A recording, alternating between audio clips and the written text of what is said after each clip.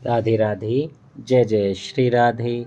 श्री हरिवंश राधा वल्लभ लाल की जय हो। सभी संतों हरिभक्तों की जय हो। पूज्य गुरुदेव महाराज की जय हो। श्री हरिवंश महाप्रभु की जय हो।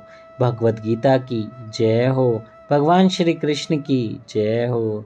जय श्री राधे। बहुत बहुत स्वागत है आपका हमारे चैनल में, जहाँ पे हम भगवत गीता के श्लोकों का श्रवण कर रहे हैं। तो आइए आज हम 2 श्लोकों का श्रवण करेंगे, 10 और 11, चैप्टर नंबर 4 से। तो बोलिए जय जय श्री राधे। श्री हरिवंश जय जय श्री राधे। श्री हरिवंश। आइए 10वें श्लोक का श्रवण करते हैं। कल तक हमने 9 श्लोकों का श्रवण कर लिया था, आज 10 और 11 का करेंगे। और भगवान ने उनमें बताया था कि मैं ही इस सृष्टि का अंत हूँ, मैं ही आरंभ हूँ, मैं ही सब कुछ हूँ और मुझसे ही सब कुछ होता है। और जो मुझे भजेगा, वही निष्काम भक्ति करेगा, वही संसार से पार हो जाएगा। जय श्री राधे। वीत श्लोक नंबर 10। श्री राधे। वीत राग भय क्रोधा मन्मया मामुपाश्रितः बहवः ज्ञान तपसा पूता मद्भावमागतः। जय श्री राधे। भगवान श्री कृष्ण अर्जुन से कहते हैं, आसक्ति, भय तथा क्रोध से मुक्त होकर मुझ में पूर्णतया तन्मय होकर और मेरी शरण में आकर बहुत से व्यक्ति भूतकाल में मेरे ज्ञान से पवित्र हो चुके हैं। इस प्रकार से उन सबों ने मेरे प्रति दिव्य प्रेम को प्राप्त किया है। जय हो। जय श्री राधे। इसका तात्पर्य, जैसा कि पहले कहा जा चुका है, विषयों में आसक्त व्यक्ति के लिए परम सत्य के स्वरूप को समझ पाना अत्यंत कठिन है।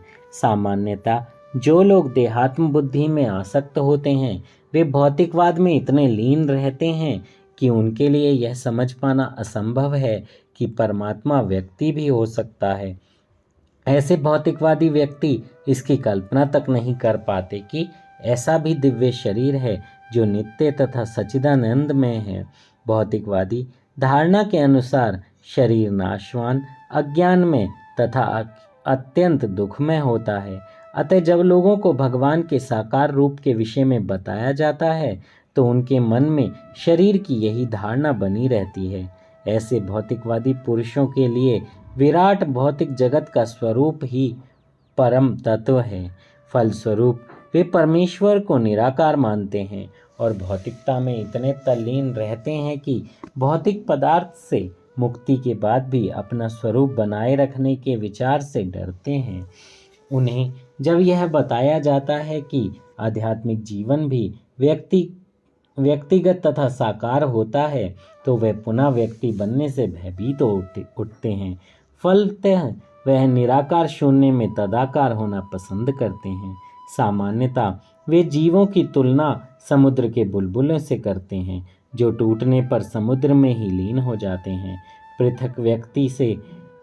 पृथक व्यक्तित्व से रहित आध्यात्मिक जीवन की यह चरम सिद्धि है। यह जीवन की भयावह अवस्था है जो आध्यात्मिक जीवन के पूर्ण ज्ञान से रहित है। इसके अतिरिक्त ऐसे बहुत से मनुष्य हैं जो आध्यात्मिक जीवन को तनिक भी नहीं समझ पाते। अनेक वादों तथा दार्शनिक चिंतन की विधि विसंगतियों से परेशान होकर वे ऊब जाते हैं या क्रुद्ध हो जाते हैं और मूर्खतावश यह निष्कर्ष निकालते हैं कि परम कारण जैसा कुछ नहीं है, अतः प्रत्येक वस्तु अंततोगत्वा शून्य है। ऐसे लोग जीवन की रुग्ण अवस्था में होते हैं। कुछ लोग भौतिकता में इतने आसक्त होते हैं कि वे आध्यात्मिक जीवन की ओर ध्यान नहीं देते, और कुछ लोग तो निराशावश सभी प्रकार के आध्यात्मिक चिंतनों से क्रुद्ध होकर प्रत्येक वस्तु पर अविश्वास करने लग जाते हैं। इस अंतिम कोटि के लोग किसी न किसी मादक वस्तु का सहारा लेते हैं और उनके मति विभ्रम को कभी आध्यात्मिक दृष्टि मान लिया जाता है। मनुष्य को भौतिक जगत के प्रति आसक्ति की 3 अवस्थाओं से छुटकारा पाना होता है। ये हैं आध्यात्मिक जीवन की उपेक्षा, आध्यात्मिक साकार रूप का भय और जीवन की हताशा से उत्पन्न शून्यवाद की कल्पना। जीवन की इन तीनों अवस्थाओं से छुटकारा पाने के लिए प्रामाणिक गुरु के निर्देशन में भगवान की शरण ग्रहण करने वाला और भक्ति में जीवन के नियम तथा विधि विधानों का पालन करना आवश्यक है। भक्ति में जीवन की अंतिम अवस्था भाव या दिव्य ईश्वरीय प्रेम कहलाती है। भक्ति रस अमृत सिंधु के अनुसार भक्ति का विज्ञान इस प्रकार है। प्रारंभ में आत्म साक्षात्कार की सामान्य इच्छा होनी चाहिए। इससे मनुष्य ऐसे व्यक्तियों की संगति करने का प्रयास करता है जो आध्यात्मिक दृष्टि से उठे हुए हैं। अगली अवस्था में गुरु से दीक्षित होकर नव दीक्षित भक्त उसके आदेश अनुसार भक्ति योग प्रारंभ करता है। इस प्रकार सद्गुरु के निर्देश में भक्ति करते हुए वह समस्त भौतिक आसक्ति से मुक्त हो जाता है। उसके आत्म साक्षात्कार में स्थिरता आती है और वह भगवान कृष्ण के विषय में श्रवण करने में रुचि विकसित करता है। इस रुचि से आगे चलकर कृष्ण भावना अमृत में आसक्ति उत्पन्न होती है, जो भाव में अथवा भगवत प्रेम के प्रथम सोपान में परिपक्व होती है। ईश्वर के प्रति प्रेम ही जीवन की सार्थकता है। प्रेम अवस्था में भक्त भगवान की दिव्य प्रेम भक्ति में निरंतर लीन रहता है।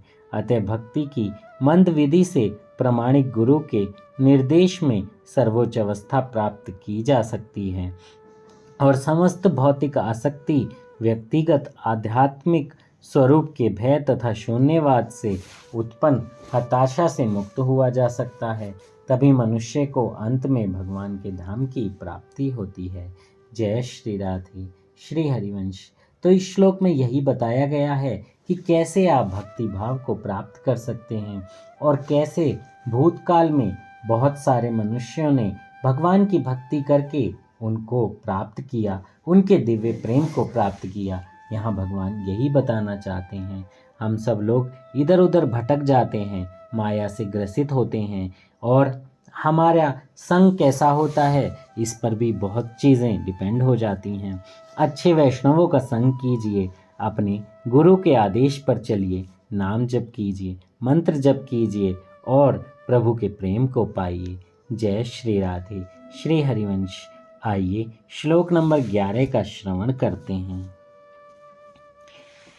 आइए श्लोक नंबर 11 श्रवण करते हैं। जय श्री राधे। ये यथा मां प्रपद्यन्ते तांस्तैव भजाम्यहं मम वर्तमानुवर्तन्ते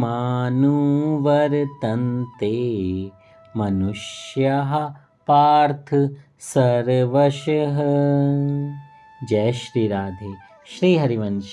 भगवान श्री कृष्ण अर्जुन से कहते हैं, जिस भाव से लोग मेरी शरण ग्रहण करते हैं उसी के अनुरूप मैं उन्हें फल देता हूँ।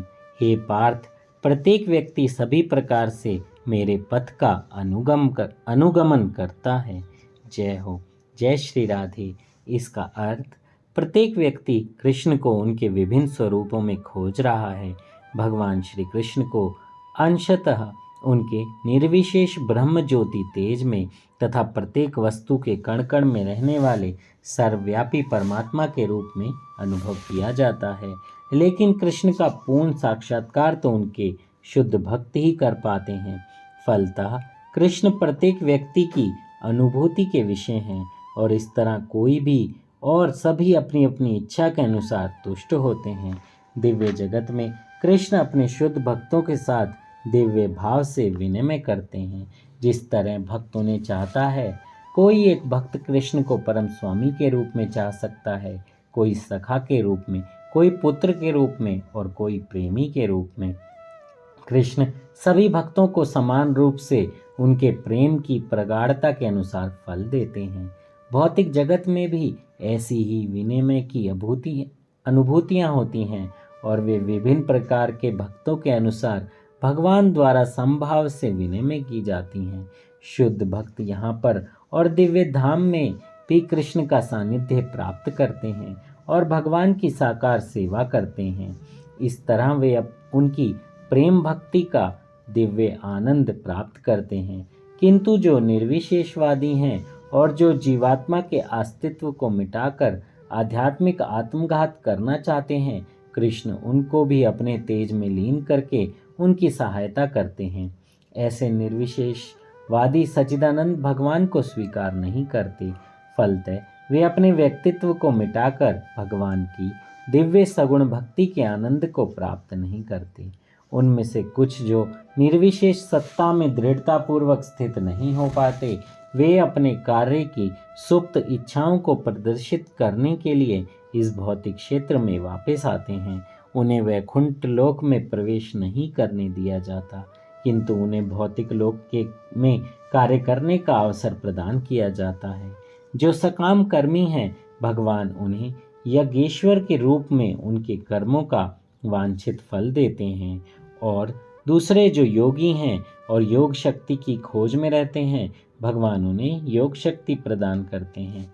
दूसरे शब्दों में प्रत्येक व्यक्ति की सफलता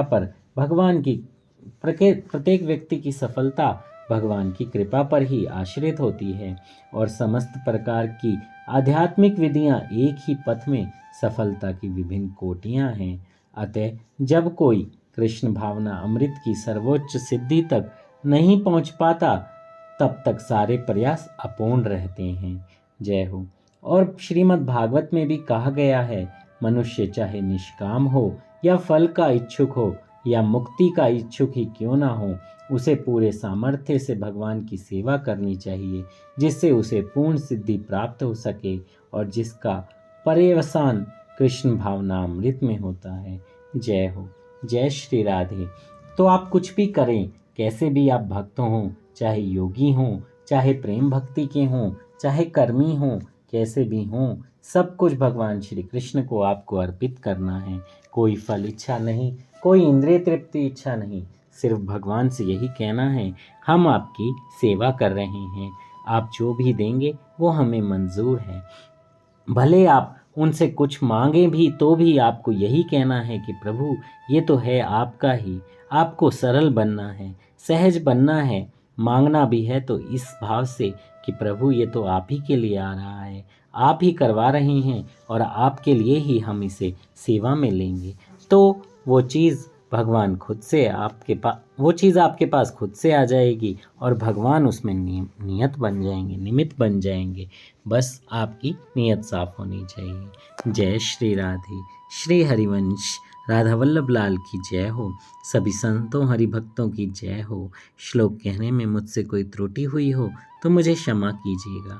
जल्दी से चैनल को सब्सक्राइब कर दीजिए और बेल आइकन भी दबा दीजिए। जय श्री राधे।